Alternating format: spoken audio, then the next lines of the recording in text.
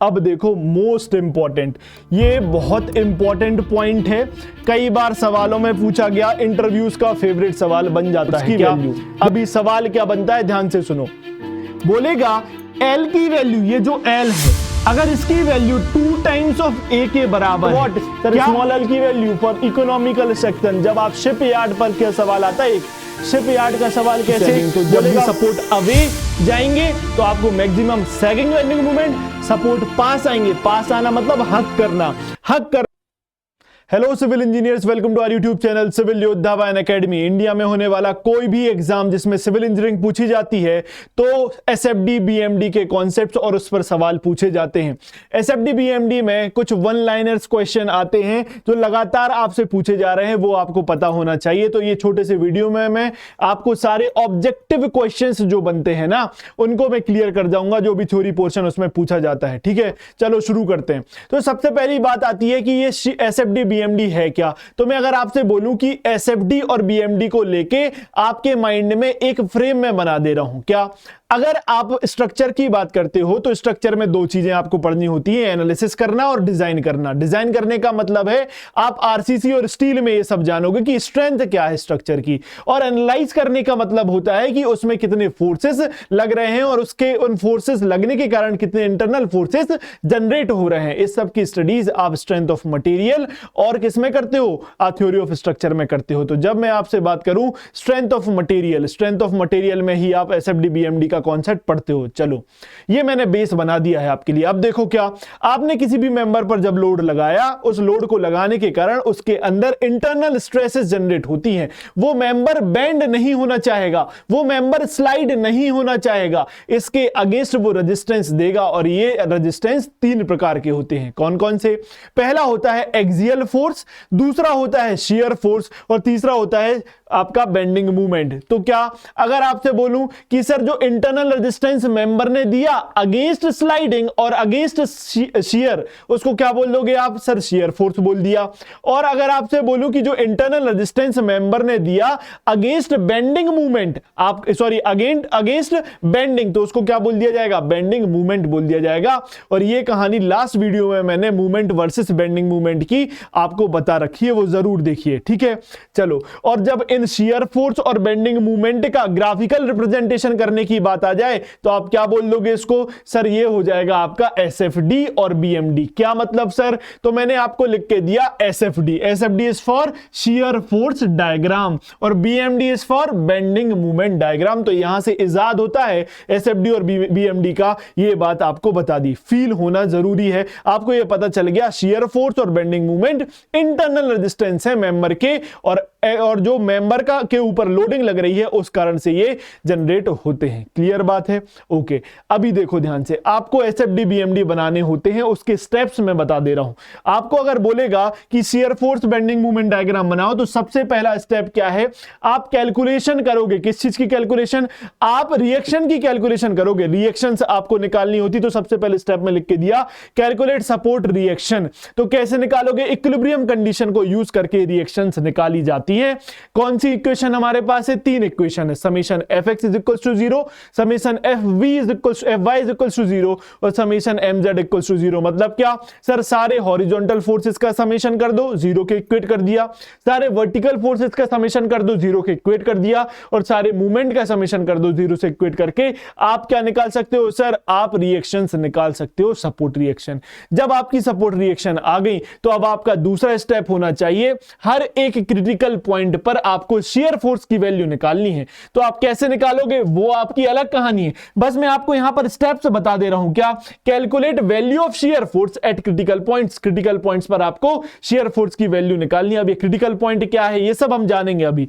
फिर आता है तीसरा स्टेप, क्या? शियर फोर्स निकलने के बाद आपके लिए क्या करना है? सर शियर फोर्स निकलने के बाद मुझे बेंडिंग मूवमेंट कैलकुलेट करना है हर उस क्रिटिकल पॉइंट की। तो तीसरा स्टेप लिख के दिया calculate value of bending movement eight critical point. फिर चौथा स्टेप क्या है, ड्रॉ एसएफडी एंड बीएमडी। ऐसे आप एसएफडी बीएमडी ड्रॉ कर लेते हो। तो ये सब जानकारी आपके लिए होनी चाहिए। क्लियर है। अभी देखो क्रिटिकल पॉइंट की बात आती है, तो कौन कौन से क्रिटिकल पॉइंट होते हैं ये सवाल में पूछ लिया जाता है। तो देखना ध्यान से, अगर मैं बोलूं कि critical point on a loaded beam where shear force and bending movement calculated, कहां कहां कैलकुलेट होगा। अगर आपको मैंने एक बीम बना के दी, अगर मैंने आपको ये बीम बना के दी, एक सेकंड रुको, ये देखो, ये मैंने भी आपको बीम बना के दी, ये देखो ये बीम है, ओके, ये बीम है, ठीक है। इसके ऊपर क्या है सर, ये लोड लग रहा है, ये लोड लग रहा है, ये लोड लग रहा है, ठीक है, ये बात समझ में आती है। यहां पर एक मूवमेंट लग रहा है। तो आपको पूछ रहा है क्रिटिकल पॉइंट क्या होगा, तो बोला गया starting and and point of a beam. In starting point पर ये स्टार्टिंग पॉइंट हो गया और ये एंड पॉइंट हो गया। स्टार्टिंग और एंड पॉइंट के ऊपर क्या निकालोगे आप, सर यहां पर शियर फोर्स और बेंडिंग मूवमेंट की वैल्यू तो निकाली ही जाएगी, ये क्रिटिकल पॉइंट है। उसके बाद बोला जाए starting and and point of UDL, जब आपका यूनिफॉर्मली डिस्ट्रीब्यूटेड लोड ये लग रहा है, तो ये इसका स्टार्टिंग पॉइंट है, ये इसका एंड पॉइंट है, तो ये भी पॉइंट्स क्या हो गए, क्रिटिकल पॉइंट हो गए। तो starting and and point of UDL भी क्रिटिकल पॉइंट होते हैं, जहां पर शियर फोर्स और बेंडिंग मूवमेंट की वैल्यूज निकाली जाती है जब आपको एसएफडी बीएमडी बनाना है। तीसरा पॉइंट आता है point of application of concentrated point load and concentrated movement. तो अब तीसरा क्रिटिकल पॉइंट कौन सा हो जाएगा, आपने यहां पर पॉइंट लोड लगाया, ये पी, यहां पर पॉइंट लोड लगाया आपने पी, ये पॉइंट लोड जिस भी पॉइंट पर लग रहा है ये क्या हो जाएगा, क्रिटिकल पॉइंट हो जाएगा, ओके। और दूसरा पॉइंट इसी के कंटिन्यूएशन में क्या है, जहां पर कंसंट्रेटेड मूवमेंट लग रहा है, तो आप बोलोगे ये भी एक क्रिटिकल पॉइंट है। ये सारे पॉइंट्स पर आप किसकी वैल्यू निकालोगे, पहले शियर फोर्स की, फिर बेंडिंग मूवमेंट की। जब आप शियर फोर्स की वैल्यू निकालोगे, शियर फोर्स डायग्राम आप ड्रॉ कर दोगे, पहले आप शियर फोर्स डायग्राम ड्रॉ कर दिया, उसके जैसे ही आप ड्रॉ करोगे तो एक और एक्स्ट्रा क्रिटिकल पॉइंट निकल के आता है, तो उसको लिख के दिया point where SFD changes sign, जहां पर एसएफडी चेंज कर जाएगा साइन को, तो आप बोलोगे इसका मतलब है शियर फोर्स की वैल्यू वहां 0 हो जाती है, वहां पर आपको एक्स्ट्रा क्रिटिकल पॉइंट मिल जाएगा, किसके लिए, बेंडिंग मूवमेंट ड्रॉ करने के लिए। तो ये एक्स्ट्रा क्रिटिकल पॉइंट है बीएमडी ड्रॉ करने के लिए, बाकी ये तीनों कॉमन थे। क्लियर हुई ये बात, ओके। एक नोट पॉइंट और लिख के दिया है, क्या, देखो ध्यान से सुनना, दो क्रिटिकल पॉइंट्स के बीच में अगर बोला जाए between two critical points sharp turn is not possible, तो ये स्टेटमेंट वाइज सवालों में पूछ लिया जाता है। एसएफडी बीएमडी में जो भी थ्योरेटिकल वन लाइनर्स बन सकते हैं, मैंने सबको पॉइंट वाइज लिख के दे दिया। देखो ये 5वें नंबर का पॉइंट है, क्या क्रिटिकल पॉइंट के बीच में कभी भी शार्प टर्न नहीं आएगा। इसका मतलब क्या, अगर आपका एसएफडी बीएमडी आप यहां पर बना रहे हो इन दो पॉइंट के बीच में, ये दो क्रिटिकल पॉइंट, ये भी एक क्रिटिकल पॉइंट है, ओके, तो आप बोलोगे सर ये ऐसे नहीं बनेगा, ऐसे नहीं बनेगा, क्यों सर, शार्प टर्न नहीं आएगा, क्यों सर, ये अगर मैं शियर फोर्स डायग्राम बना रहा हूं तो ये बोलूंगा ये क्रिटिकल पॉइंट है, इसके बाद कुछ भी हो जाए, लेकिन इन दो क्रिटिकल पॉइंट के बीच में शार्प टर्न नहीं आएगा। देख पा रहे हो आप, हॉरिजॉन्टल स्ट्रेट लाइन यहां पर देखने को मिलती है। क्लियर होती है ये बात, तो ये 5वां पॉइंट भी क्लियर हुआ। अब देखो एक और दिक्कत आती है, साइन कन्वेंशन। साइन कन्वेंशन की बात आती है, शियर फोर्स डायग्राम जब आप ड्रॉ करोगे, बेंडिंग मूवमेंट डायग्राम ड्रॉ करोगे, तो सबसे पहली बात, जब आप सपोर्ट रिएक्शन कैलकुलेट कर रहे हो तो कैसे साइन को कन्वेंशन लें, हम देखो ध्यान से। अगर मैं बोलूं आप लेफ्ट टू राइट मूव करो या फिर राइट टू लेफ्ट मूव करो, जब भी आप सपोर्ट रिएक्शन कैलकुलेट कर रहे हो, जब भी आपका पहला स्टेप क्या लिखाया था मैंने, सपोर्ट रिएक्शन कैलकुलेट करना। कैसे कैलकुलेट करोगे, सर मूवमेंट लेंगे हम समेशन fx0 fy0 mz0, जब मूवमेंट निकाल रहे होंगे उस टाइम पर मैं लेफ्ट टू राइट जब मूव करूंगा, तो जब भी मूवमेंट लूंगा तो मैं उसको क्लॉकवाइज मूवमेंट अगर आ रहा है तो पॉजिटिव लूंगा, और अगर मैं राइट टू लेफ्ट भी कैलकुलेट कर रहा हूं, मूवमेंट की बात आएगी, अगर क्लॉकवाइज आ रहा है तो मैं पॉजिटिव लूंगा। मतलब क्या, जब भी सपोर्ट रिएक्शन, अभी थंब रोल बना के जाओ यहीं से, अगर जब भी सपोर्ट रिएक्शन निकालने के लिए मूवमेंट निकालना पड़े तो क्लॉकवाइज हमेशा पॉजिटिव होगा और आपका एंटी क्लॉकवाइज हमेशा नेगेटिव होगा। यह बात कहानी समझ में आनी चाहिए, ठीक है।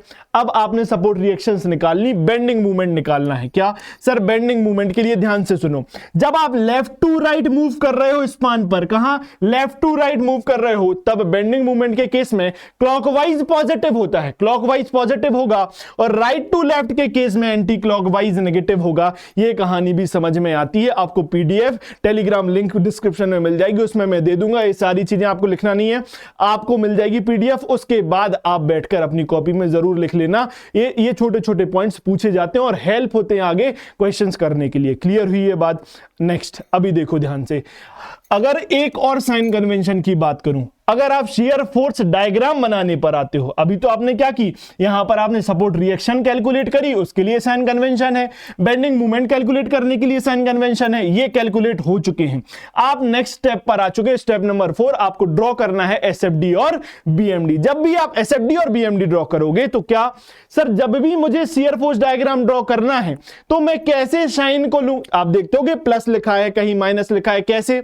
तो बोला जाए अगर लेफ्ट टू राइट आप ड्रॉ कर रहे हो और अगर अपवर्ड्स जा रहा है, अगर आप लेफ्ट टू राइट ड्रॉ कर रहे हो, अपवर्ड जा रहा है तो पॉजिटिव, डाउनवर्ड जा रहा है तो नेगेटिव। ओके, और बिल्कुल उल्टा कर दो, अगर शियर फोर्स डायग्राम आप राइट से लेके लेफ्ट पर ड्रॉ कर रहे हो, मतलब ये मेरी बीम है, ये अगर लोड लगा है, ये अगर लोड लगा है, ओके सर, मैं राइट टू लेफ्ट अगर जा रहा हूं तो अपवर्ड को क्या लूंगा, इस वाली रिएक्शन को पॉजिटिव लिख दूंगा। Okay sir, left to right में इस वाली अपवर्ड रिएक्शन को पॉजिटिव, डाउनवर्ड रिएक्शन को negative. Okay sir, right to left जब जाऊंगा, इस तरफ से मैं जब अगर ड्रॉ कर रहा हूं अगर शियर फोर्स डायग्राम, तो जो अपवर्ड डायरेक्शन है उसको क्या लिखूंगा, नेगेटिव लिख दूंगा, और डाउनवर्ड डायरेक्शन को पॉजिटिव लिखता हूं। ये sign convention shear force diagram बनाने के लिए यूज होता है। ओके सर, अब देखो क्या, अगर बोला जाए बेंडिंग मोमेंट डायग्राम बनाना है तो बिल्कुल थंब रूल आपको पता है, लास्ट क्लास में मैंने मोमेंट वर्सेस बेंडिंग मोमेंट आपको बता रखा है, वहां बताया था क्या, अगर आपको जो बेंडिंग हुई है वो ऐसी हुई है, ये अगर बेंडिंग हुई है, इसका मतलब क्या सर, इस शेप को क्या बोलूंगा, अंग्रेजी की डिक्शनरी उठाई, बोला इस शेप को लिख दो सैगिंग। सैगिंग का किसी भी इंजीनियरिंग प्रॉपर्टी से कोई भी मतलब नहीं है, बस क्या है सर, इसको शेप को क्या बोलूं, बोल दिया सैगिंग। और जब भी सैगिंग होगी आप पॉजिटिव क्या लोगे सर, मैं पॉजिटिव ले लूंगा बेंडिंग मोमेंट डायग्राम में, पॉजिटिव जब सैगिंग होगी। और हॉगिंग को मैं क्या बोलूंगा, नेगेटिव। मतलब क्या, जब भी बेंडिंग ऐसी हुई, किसी भी बीम की बेंडिंग ऐसी होती है, इसका मतलब क्या सर, इसको क्या बोलूं मैं, अंग्रेजी की डिक्शनरी फिर से उठाओ, इसके लिए शब्द खोजा और लिख के दे दिया हॉगिंग। हॉगिंग का इंजीनियरिंग प्रॉपर्टी से कोई भी वास्ता नहीं है, बस ये इंग्लिश के वर्ड है जो यूज हो जाता है ऐसे टाइप के बेंडिंग को बताने के लिए। क्लियर है? तो ये भी आपको समझ में आता है, साइन कन्वेंशन बता दिए, इसमें कंफ्यूजन होती है आप एक बार जरूर लिख लेना। नेक्स्ट क्या, इसको हटाओ, ठीक है। अभी देखो क्या next question, sorry 8th point क्या, अभी देखो बहुत इंपॉर्टेंट, डायरेक्टली छपा आएगा एग्जाम में, बोलेगा slope of shear force diagram gives magnitude of loading intensity. तो ये पूछ लेगा कि किसका स्लोप लोडिंग इंटेंसिटी देगा, आपसे लिख के देगा मूवमेंट का स्लोप, शियर फोर्स का स्लोप, या लोडिंग इंटेंसिटी का स्लोप आपको लोडिंग इंटेंसिटी देगा, तब टिक कर लोगे। यस सर, मैं टिक अप कर लूंगा। क्या, dv by dx is equal to L. L क्या है सर, ये लोडिंग की इंटेंसिटी है, v क्या है, शियर फोर्स है, लिख के दिया हुआ है। तो जब भी बोलेगा dv by dx क्या हो जाएगा, लोडिंग इंटेंसिटी। एक स्टेप आगे जाते हैं, हमारे पास शियर फोर्स है, शियर फोर्स का मैंने क्या किया, डेरिवेटिव निकाला। क्या, शियर फोर्स का डेरिवेटिव dv by dx, तो एल आ गया। अब क्या, मुझे शियर फोर्स चाहिए, तो एक स्टेप आगे क्या, अगर मैं आपसे बोलूं कि बेंडिंग मूवमेंट का डेरिवेटिव अगर आप निकालोगे तो आपको क्या मिल जाता है, शियर फोर्स मिल जाएगा। तो डेरिवेटिव निकालना ही तो स्लोप है, यही तो पढ़ते हो आप गणित में, क्या कि डेरिवेटिव निकाला मूवमेंट का तो आप बोल दोगे स्लोप आ जाएगा। स्लोप क्या हो जाएगा मूवमेंट का, इज शियर फोर्स डायग्राम, लिख के दिया। Slope of BMD gives magnitude of shear force, shear force का मैग्नीट्यूड स्लोप ऑफ बीएमडी देता है। एक स्टेटमेंट डायरेक्टली इंजीनियरिंग सर्विसेज में छपा था, आपको लिख के दे दिया है, ध्यान से देखना। क्या लिख के दिया कि कभी भी जब भी आपका अगर शियर फोर्स की वैल्यू 0 है, इसका मतलब क्या होगा, तो अभी देखो ध्यान से, मैथमेटिकली जाते हैं, शियर फोर्स की वैल्यू 0 पुट करो, शियर फोर्स की वैल्यू 0 पुट करी तो हम जानते हैं ये वैल्यू 0 तब आएगी जब किसी भी कांस्टेंट का डेरिवेटिव किया जाएगा। तो सवाल पूछा गया कि कब शियर फोर्स की वैल्यू आएगी, आप बोलोगे जब बेंडिंग मूवमेंट कांस्टेंट होगा। तो लिख के दे दिया, shear force at section of a beam under bending is equal to 0, then bending movement at the section will be constant. Bending movement क्या हो जाएगा, वहां पर कांस्टेंट होगा। क्लियर स्टेटमेंट आया था, लिख के दे दिया। नेक्स्ट क्या बोलेगा, अभी देखो क्या, आप जानते हो मूवमेंट सॉरी, आप जानते हो क्या, dv by D X is equal to L है। ओके, v की वैल्यू आपको यहां से दी dm बाई डी एक्स, यहां वैल्यू पुट करी आपने, dv बाई डी एक्स की जगह क्या लिख दिया, v की वैल्यू लिख दी dm बाई डी एक्स। इसको क्या लिख सकते हो आप, डबल डेरिवेटिव लिख सकते हो क्या मूवमेंट का। तो सवाल बनता है double derivative of movement with respect to span gives loading intensity. यही स्टेटमेंट लिख के देगा, double derivative of bending movement with respect to span gives loading intensity. Okay, ये तीनों स्टेटमेंट कई बार सवालों में पूछे गए। ये इंजीनियरिंग सर्विसेज का स्टेटमेंट था, ये भी लिख के दे दिया। नेक्स्ट, अभी देखो क्या नेक्स्ट, अगर मैं आपको बोलूं कि इन dx लेंथ, अब आपको क्या करना है, ड्रॉ करना है। बहुत इंपॉर्टेंट टेबल है, बहुत इंपॉर्टेंट टेबल है। देखो ध्यान से, आपको कब कौन सा शेप बनाना है बेंडिंग मूवमेंट और शियर फोर्स का, ये इंपॉर्टेंट है। कौन सा शेप बनाना है, देखो अगर कभी भी स्पान पर कोई भी लोड नहीं लगा है, कभी भी स्पान पर आपको एक स्पान बना के दिया, इस पर अगर कोई भी लोड नहीं लगा है, तो और आप जब शियर फोर्स डायग्राम बना रहे हो तो आप वहां पर हॉरिजॉन्टल स्ट्रेट लाइन बनाओगे।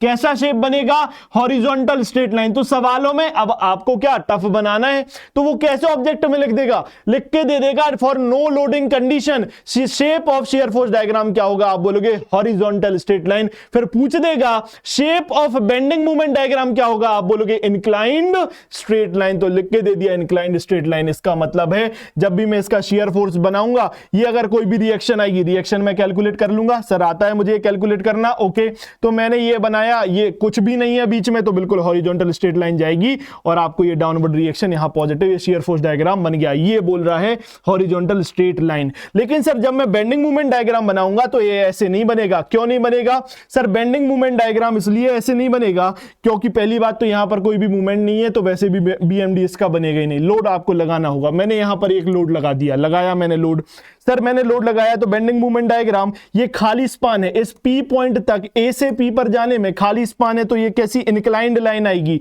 इंक्लाइंड लाइन आएगी। उसके बाद आपका ऐसे बेंडिंग मूवमेंट डायग्राम ये बनेगा। क्लियर है ये बात, तो आप बोलोगे सर ये इंक्लाइंड लाइन बनती है, इंक्लाइंड लाइन बनती है। क्लियर, तो ये आपको बता दिया। ओके, तो सबसे पहले सवाल, no load condition, horizontal straight line for shape of shear force diagram और inclined straight line for shape of bending movement diagram. अब बात आती है यूडीएल की, किसकी सर, यूडीएल की बात आती है। तो 1 डिग्री अप मतलब क्या सर, शेप इस बार जो शियर फोर्स डायग्राम का यूडीएल के केस में क्या होगा, अगर आपका लोड क्या लग गया, यूडीएल लग गया, यूडीएल लग गया, तो शेप बन जाएगा सर, इंक्लाइंड लाइन आ जाएगी किसमें, शियर फोर्स डायग्राम में, और 2 डिग्री पैराबोलिक कर्व का शेप ले लेगा bending movement diagram. 2 degree parabolic shape ले लेगा बेंडिंग मूवमेंट डायग्राम। आप देख सकते हो ऐसा ही तो बनता है 2 डिग्री पैराबोला। ओके सर, अब यूडीएल से हटके लोड हो गया यूवीएल। क्या यूवीएल क्या होता है सर, ये ट्राइंगुलर लोडिंग होती है। ये फॉर एग्जांपल ये लग गया आपका यूवीएल। ओके सर, यूवीएल लग गया बीम के ऊपर। जब भी यूवीएल लगेगा तो शियर फोर्स डायग्राम का शेप 1 डिग्री बढ़ गया, इंक्लाइंड से अब यहां क्या हो गया, 2 डिग्री पैराबोला हो गया, और बेंडिंग मूवमेंट डायग्राम का शेप क्या हो जाएगा, 3 डिग्री पैराबोलिक कर्व हो जाएगा। ये शेप हो जाता है किसका सर, ये शेप हो जाएगा एसएफडी और बीएमडी का, depends on the loading. Clear है ये बात, तो सारी कंडीशन बता दी। डायरेक्टली ऑब्जेक्टिव सवाल बनता है, ये आपके पास होना चाहिए। नेक्स्ट पॉइंट, क्या ये इंपॉर्टेंट स्टेटमेंट है, लिख के दिया, अगर bending movement diagram if first slope is positive, bending movement diagram में अगर पहले स्लोप ये पॉजिटिव है, तो ये नेसेसरी है कि इस पॉइंट के बाद, ये क्रिटिकल पॉइंट के बाद जो स्लोप रहेगा वो डाउनफॉल करेगा। हमेशा ऐसा होगा, हमेशा जब भी आप बेंडिंग मूवमेंट डायग्राम बनाओगे। तो स्टेटमेंट लिख के दिया था इंजीनियरिंग सर्विसेज में, क्या, in bending movement diagram if first slope is positive, that is up slope है, then it is compulsory to be down, that is negative slope उसके बाद आएगा ही आएगा। ऐसा नहीं हो सकता कि बेंडिंग मूवमेंट डायग्राम में वो उड़ा रह जाए, नीचे डाउन करना ही पड़ेगा। ये स्लोप की बात है। अब देखो मोस्ट इंपॉर्टेंट, ये बहुत इंपॉर्टेंट पॉइंट है, कई बार सवालों में पूछा गया, इंटरव्यूज का फेवरेट सवाल बन जाता है। क्या बोलेगा, पॉइंट ऑफ कॉन्ट्राफ्लेक्सर बता दो, बोलेगा पॉइंट ऑफ इन्फ्लेक्शन बता दो। तो अभी ध्यान से सुनो, जब भी आप बेंडिंग मूवमेंट डायग्राम बनाओगे, बेंडिंग मूवमेंट डायग्राम का जब साइन चेंज होगा, जिस भी पॉइंट पर बेंडिंग मूवमेंट डायग्राम का पॉइंट चेंज हुआ या साइन चेंज हुआ उसको बोलते हैं पॉइंट ऑफ कॉन्ट्राफ्लेक्सर। बना के दिखा दिया, ये एक बेंडिंग मूवमेंट डायग्राम था, यहां पॉजिटिव से नेगेटिव इसी पॉइंट पर हुआ है, तो बीएमडी का अगर साइन चेंज हुआ तो उसको बोल दोगे क्या, पॉइंट ऑफ कॉन्ट्राफ्लेक्सर, पीओसी। ओके, इसके बाद क्या सर, अगर मैं आपसे बोलूं आपने लोडिंग लगाई है, लोड लगाने से बीम में क्या हुई, डिफ्लेक्शन आया, वो डिफ्लेक्शन कर्व या उस इलास्टिक कर्व का कर्वेचर जिस पॉइंट पर चेंज होगा उस पॉइंट को पॉइंट ऑफ इन्फ्लेक्शन बोलते हैं। दोनों एक ही जगह पर आएगा लेकिन इनकी टर्मिनोलॉजीज चेंज हो जाती है। For bending moment diagram point of contraflexure is defined, but for the deflection curve point of inflection is defined. तो deflection elastic curve changes, curvature जहां चेंज हुआ, ये इलास्टिक कर्व एक दिखाया, इस जगह पर कर्वेचर चेंज हुआ, इसको बोल दिया गया पॉइंट ऑफ इन्फ्लेक्शन। क्लियर, समझ आई? तो आप बोलोगे सर पॉइंट ऑफ कॉन्ट्राफ्लेक्सर में कौन सा साइन चेंज हो रहा है, पॉजिटिव से नेगेटिव या नेगेटिव से positive? Sir point of inflection में कौन सा साइन चेंज हो रहा है? सर मैं जानता हूं सैगिंग को पॉजिटिव बोलते हैं, हॉगिंग को नेगेटिव बोलते हैं, पीछे आप पढ़ा चुके हो। क्लियर है ये बात? अभी ध्यान से सुनो, जब भी ये तो साइन चेंज हुआ बेंडिंग मूवमेंट और किसका, डिफ्लेक्शन कर्व का, इलास्टिक कर्व का। अब बात आती है point where shear force diagram changes sign, जहां पर shear force diagram sign change करेगा, इसका मतलब क्या है, शियर फोर्स डायग्राम ने साइन चेंज किया, उस जगह पर शियर फोर्स की वैल्यू 0, तो क्या ये पुरानी कहानी जिंदा हो गई क्या? शियर फोर्स की वैल्यू 0 मतलब बेंडिंग मूवमेंट कांस्टेंट होगा, तो लिख के दे दिया क्योंकि ये स्टेटमेंट सवालों में पूछा गया था। क्लियर है ये बात? ओके, नेक्स्ट अब देखो ध्यान से, नंबर 14 क्या 14 नंबर में बोल रहा है कि concentrated load, point load, concentrated load और पॉइंट लोड, जब भी कंसंट्रेटेड लोड लगाया जाएगा तो शियर फोर्स डायग्राम में वर्टिकल मूवमेंट आता है। कभी भी जब भी अगर आपको ये स्पान बना के दिया है, यहां पर पॉइंट लोड लग रहा है, तो जब भी आप शियर फोर्स डायग्राम बनाओगे तो ये स्पान के कारण शियर फोर्स ऐसे गया, पॉइंट लोड के कारण ये वर्टिकल, जस्ट वर्टिकल ड्रॉप या फॉल आता है, और ये पॉइंट लोड के कारण ये देखो वर्टिकल अप आ गया। तो आप क्या बोल दोगे सर? आप बोल दोगे जब भी कंसंट्रेटेड लोड की बात आएगी, shear force diagram vertical movement होगा, सडन जंप और फॉल होता है, अब देखो बीएमडी जब भी ड्रॉ करोगे स्लोप में चेंज आएगा। कंसंट्रेटेड पॉइंट लोड के कारण स्टेटमेंट वाइज सवाल हैं, ये पूछे जाते हैं। अगर बोला जाएगा कि कंसंट्रेटेड पॉइंट लोड के कारण बेंडिंग मूवमेंट में क्या चेंज आएगा, आप बोलोगे स्लोप में चेंज आता है। ओके, दूसरी बात आती है किसकी, कंसंट्रेटेड मूवमेंट की। कंसंट्रेटेड मूवमेंट अगर लगा हुआ है तो शियर फोर्स डायग्राम जो है वो कांस्टेंट रहेगा through out the span. Concentrated movement अगर लगा है मतलब क्या सर, ये देखो, ये अगर मेरा स्पान है, यहां पर मूवमेंट लगा दिया, इसका शियर फोर्स डायग्राम बनाऊं तो ये ऐसे बनेगा, क्योंकि मूवमेंट है, बीच में तो कुछ है नहीं, तो ये through out the span constant रहेगा शियर फोर्स डायग्राम। ओके, लेकिन सर जब मैं बेंडिंग मूवमेंट ड्रॉ कर रहा हूंगा तो सर इस समय क्या होगा, स्पान नहीं, स्पान ये खाली है, तो आपको बताया था सर ये इंक्लाइंड क्या हो जाएगा सर, स्पान खाली है, ये इंक्लाइंड लोड बनेगा। क्लियर, इंक्लाइंड आएगा बेंडिंग मूवमेंट में, पीछे देखा था, ये देखो यही कहानी तो पड़ी है। जब नो लोड कंडीशन रहेगी स्पान पर तो इंक्लाइंड स्ट्रेट लाइन आएगी, तो यहां पर कोई भी लोडिंग नहीं है, ए और पी के बीच में, इस पॉइंट के बीच में, तो इंक्लाइंड लोडिंग आ गई। कंसंट्रेटेड मूवमेंट है तो झटके से क्या हो गया सर, ये नीचे आ गया, ये सडन क्या हो गया, फॉल हो गया, उसके बाद फिर इंक्लाइंड मूवमेंट, तो ये आप देख सकते हो, ये बेंडिंग मूवमेंट डायग्राम इसका बन जाएगा। क्लियर है ये बात? तो आप बोलोगे एसएफडी कांस्टेंट, नो चेंजेस।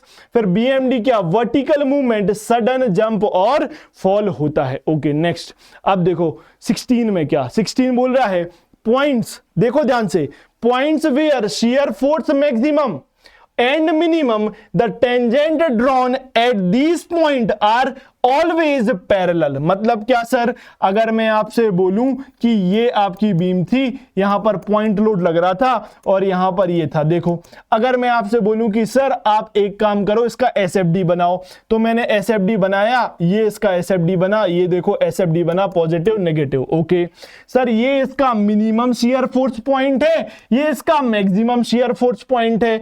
आप जब भी मैक्सिमम शियर फोर्स पॉइंट पर टेंजेंट बनाओगे, ये बना बना दी, मिनिमम शेयर फोर्स पॉइंट पर टेंजेंट बना दोगे, ये बना दी, तो ये हमेशा टेंजेंट पैरेलल होंगी।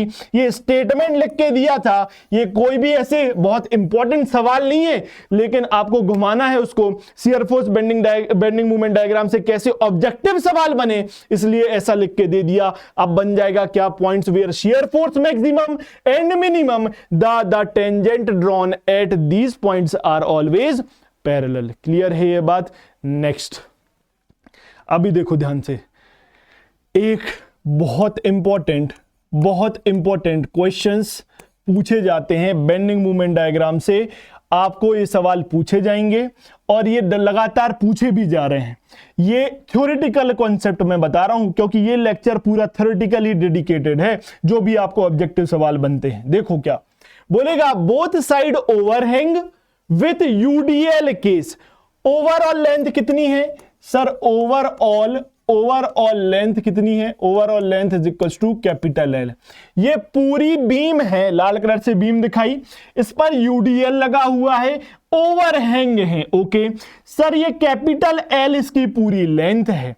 ओवरहैंग की लेंथ ए इस साइड और ए इस साइड है, इक्वल ओवरहैंग है। ठीक है, side both side equal overhang लिख दो, इक्वल ओवरहैंग लिख दिया। ओके, अभी देखो, अगर मैं जब इसकी रिएक्शन निकालूं, डायरेक्ट सवाल बनेगा, यही याद कर लो क्या सर, जब भी इक्वल ओवरहैंग केस आएगा वहां पर जो रिएक्शन है वो capital W L plus 2a, ये स्मॉल एल है, एल प्लस 2a अपॉन 2 होगा। ओके, तो इन दोनों सपोर्ट के बीच की लेंथ क्या है? स्मॉल एल है, W L plus 2a by 2 इसकी वैल्यू हो जाएगी, दोनों सपोर्ट्स की वैल्यू। अभी सवाल क्या बनता है, ध्यान से सुनो। बोलेगा एल की वैल्यू, ये जो एल है, अगर इसकी वैल्यू 2 टाइम्स ऑफ ए के बराबर है, क्या इस एल की वैल्यू 2 टाइम्स ऑफ ए के बराबर है? या फिर आप बोल दो जो ओवरहैंग है वो 25% है, क्या ऐसे लिख दो, क्या ओवरहैंग इज, ये भी सवाल बना था इसलिए लिख रहा हूं ऐसे, 25% ऑफ ओवरऑल स्पान एल। उसके केस में क्यों, अगर ये 2 टाइम्स ऑफ ए हो गया तो ए 2a और ए कितना 4a हो गया पूरा, तो एक ए 4a के बराबर, 4a क्या है टोटल एल, तो 25% बना क्या इसका? यस सर, तो एल स्मॉल एल बराबर 2a या overhang is equals to 25% of capital L. तो आप बोलोगे बेंडिंग मूवमेंट की वैल्यू इस केस में 0 होती है। डायग्राम आपको एक और मैं लेक्चर दूंगा, जिस लेक्चर में मैं आपको सारे शेयर फोर्स और बेंडिंग मूवमेंट के डायग्राम स्टैंडर्ड केसेस में और उनकी वैल्यू सारी मैं आपको बता दूंगा, जो डायरेक्ट एग्जाम में पूछी जाती है, आपको याद होना चाहिए, उसमें दिखाऊंगा डायग्राम। अभी बस याद करो कि स्मॉल एल बराबर अगर 2a, क्योंकि ये थ्योरेटिकली ही डेडिकेटेड लेक्चर है, तो आप देखो स्मॉल एल बराबर अगर 2a आ जाएगा तो आप बोलोगे bending movement at centre 0, overhang is 25% of capital L, that is overall length, तब भी ये 0 होगा। Okay, bending movement at centre 0 लिख दिया। अब देखो ध्यान से, क्या अगर ये जो बीच का डिस्टेंस है सपोर्ट के ग्रेटर देन ट्वाइस ऑफ ए हो गया, उस समय आपको कितने पॉइंट ऑफ कॉन्ट्राफ्लेक्सर मिलेंगे वो इंपॉर्टेंट है, वो सवाल बनेगा। उससे पहले ये जानो, जो बेंडिंग मूवमेंट रहेगा ओवरहैंग इज मैक्सिमम, क्या सर अगर small L greater than 2a तो bending movement eight overhang is maximum, और जिसकी value W/8 small L square minus 4a square होगी। और इस केस में आपको 2 पॉइंट ऑफ कॉन्ट्राफ्लेक्सर देखने को मिलेंगे, और पिछले वाले जब एल बराबर 2a था, नो पॉइंट ऑफ कॉन्ट्राफ्लेक्सर, इसमें कोई भी पॉइंट ऑफ कॉन्ट्राफ्लेक्सर नहीं होगा, इधर 2 पॉइंट ऑफ कॉन्ट्राफ्लेक्सर होंगे एल ग्रेटर देन 2a में। और एल लेस देन 2a अगर हुआ तो bending movement eight overhang is minimum. अगर लेस देन 2a का केस मतलब क्या, बेंडिंग मूवमेंट ओवरहैंग पर क्या होगा सर, मिनिमम होगा। क्लियर है ये बात? और इस केस में भी कोई भी, और इसकी वैल्यू W²/2 होती है, नेगेटिव होगा, और इस केस में भी आपको नो पॉइंट ऑफ कॉन्ट्राफ्लेक्सर। तो सवाल बनेगा L बराबर 2a, आप बोलोगे no point of contraflexure, L greater than 2a 2 point of contraflexure, और L less than 2a no point of contraflexure. ये सवाल बनते हैं, आप देख सकते हो। क्लियर? अभी देखो, एक नोट डाल के लिखना है, क्या for most economical section of beam for overhang UDL. तो अब जब ये सेक्शन बना हुआ है, इस केस में मोस्ट इकोनॉमिकल सेक्शन क्या होगा? आप बोलोगे जब maximum sagging bending movement maximum hugging bending movement के बराबर हो जाएगा, तब आपको मोस्ट इकोनॉमिकल सेक्शन मिलेगा। तो आपने निकाला maximum sagging bending movement W/8 L² - 4² maximum और जो हॉगिंग बेंडिंग मूवमेंट कितना W²/2। तो आप बोलोगे L² - 4² बराबर W²/2, तो L बराबर 2√2a। ये सवाल पूछा जाता है। स्मॉल l की वैल्यू कितनी होगी for what sir? Small l की वैल्यू फॉर इकोनॉमिकल सेक्शन। जब आप शिप यार्ड पर क्या सवाल आता है, एक शिप यार्ड का सवाल कैसे बोलेगा? For ship yard percentage overhang कितना होगा? 20.7% और 0.207 times of capital L। Capital L क्या है याद रखना? ओवरऑल लेंथ है कैपिटल L विथ ओवरहैंग। मतलब क्या? ये पूरी लेंथ कैपिटल L है, इसका 0.207 टाइम्स आप जब लोगे तो आपको परसेंटेज ओवरहैंग की वैल्यू इतनी होनी चाहिए। For what? For safe for economical section in shipyard. Shipyard में मतलब कि सर अगर बोल रहा है ये लेंथ, ये वाली लेंथ कितनी? 0.207 टाइम्स ऑफ कैपिटल L होनी चाहिए। बात समझ में आई? परसेंटेज ओवरहैंग कितना? 20.7% लिख दो या 0.207 L। या फिर दूसरा क्या सर? जो मिडिल लेंथ है, मिडिल लेंथ कौन सी हुई? ये कितनी होनी चाहिए सवाल पूछेगा? 0.586 टाइम्स ऑफ कैपिटल L। और कैपिटल L क्या है सर? ये हो गई आपकी कैपिटल L। या 58.6% लिख दो या फिर 0.586 टाइम्स ऑफ कैपिटल L लिख दो, बात सेम है। क्लियर? तो ये सवाल बनता है, बन जाएगा। अभी देखो नेक्स्ट When support, अभी देखो क्या सवाल क्या पूछता है, एक और सवाल बोलेगा when support moves towards ends। जब सपोर्ट्स, ये देखो ये आपको सपोर्ट बना के दिए, अगर सपोर्ट टूवर्ड्स एंड्स की तरफ मूव करेंगे तो आपको जो मैक्सिमम सैगिंग बेंडिंग मूवमेंट मिलेगा सेंटर पर। कौन सा? मैक्सिमम सैगिंग बेंडिंग मूवमेंट मिलेगा सेंटर पे। सवाल में क्या याद रखना है? टूवर्ड्स एंड की तरफ अगर सपोर्ट मूव कर रहे हैं तो maximum sagging bending movement at centre. When support moves closer to each other. ये सारे डायग्राम से मैं समझाऊंगा जब मैं स्पेसिफिक डायग्राम आपको बताऊंगा। अभी थ्योरी याद करनी है। यही स्टेटमेंट चमकता है तो अपनी कॉपी में इसी सीक्वेंस से लिख लेना। अभी देखो बोल रहा है जब support moves towards each other closer to each other अगर आ रहे हैं तो जो मैक्सिमम बेंडिंग मूवमेंट मिलेगा सेंटर पे वो इस बार कौन सा होगा? हॉगिंग होगा, ना कि सैगिंग। तो जब भी सपोर्ट अवे जाएंगे तो आपको maximum sagging bending movement, support पास आएंगे, पास आना मतलब हक करने को याद रख सकते हो हॉगिंग। तो आप बोलोगे sir maximum hugging bending movement मिलेगा जब क्लोजर आपको आएंगे सपोर्ट्स। क्लियर है ये बात? तो ये आपको मैंने सारे जो ऑब्जेक्टिव क्वेश्चंस बन सकते थे, वन लाइनर क्वेश्चंस जो पूछे जाते हैं shear force bending movement diagram से और बीएमडी से, आपको सभी बताते हैं एसएफडी ऐसे बनाओ, बीएमडी ऐसे बनाओ। ये क्वेश्चंस लेकिन पूछे जाते हैं और नहीं बनते हैं क्योंकि हम बड़ा पढ़ के जाते हैं एसएफडी बीएमडी बनाना और ऑब्जेक्टिव में छोटी चीजें मिस हो जाती हैं। इसलिए आपको ये वीडियो मैंने दिया। आप चाहते थे सर आपसे डायरेक्ट कांटेक्ट करना है, कैसे जुड़ना है, उसके लिए मैंने आपको ये आपको इंस्टाग्राम का पेज बना दिया है, स्कैन कर सकते हो आप। वहां पर मैंने टेलीग्राम लिंक आपको दे रखी है, स्कैन करके आप टेलीग्राम ग्रुप में लगातार जुड़ सकते हो, डायरेक्ट जुड़ सकते हो। ठीक है? अगर आपको डायरेक्ट ऐसी पढ़ाई करनी है जो आपको बस एग्जाम निकाले और फिर उसके लिए थॉरोली पढ़ना जरूरी है, तो आपको सिविल इंजीनियरिंग हम सिखाते हैं, गेट इंजीनियरिंग सर्विसेज की तैयारी करिए। आप AB100 अनअकैडमी पर यूज करो कोड, आपको बहुत अच्छा ऑफर मिलेगा। दूसरी बात ये सर 24 नवंबर को और अच्छे अगर ऑफर्स आपको चाहिए, कोड यूज भी कर लो और स्कॉलरशिप टेस्ट भी दे लो। बहुत अच्छे ऑफर्स में आपके लिए क्या मिल जाएगा सर? आपको सब्सक्रिप्शन मिलेगा। बहुत अच्छे ऑफर्स भी हैं, गिफ्ट्स भी प्रोवाइड कराए जा रहे हैं जो भी स्कॉलरशिप टेस्ट UGST में क्लियर करता है या टॉप करता है। क्लियर है? तो ये देखो 24 नवंबर स्कॉलरशिप टेस्ट आप यहां पर ज्वाइन कर सकते हो। मेरा नाम अभिषेक श्रीवास्तव है, आप सिविल योद्धा बाय अनअकैडमी पर हैं। आपको हम लोग ऐसे ही छोटे वीडियो से कॉन्सेप्चुअली स्ट्रॉन्ग बनाते जा रहे हैं। जो जो एग्जाम रिलेटेड सवाल पूछे जाते हैं वो हम प्रोवाइड करते हैं। और कैसे टॉपिक्स पर आपको वीडियो चाहिए, उन टॉपिक्स को जरूर आप कमेंट्स में मेंशन करो। आप बताइए हमारी जर्नी कैसी रही, अभी तक आपको हमारा पढ़ाया हुआ कैसा लग रहा है, उसको भी मेंशन करिए आप, ठीक है। चैनल को सब्सक्राइब करना है, सब्सक्राइब जरूर करो, लाइक करो, कमेंट्स करके जरूर बताओ आगे कैसे आपको पढ़ना है। ऐसे इंफॉर्मेटिव वीडियोस के साथ जुड़े रहेंगे। Thank you everyone.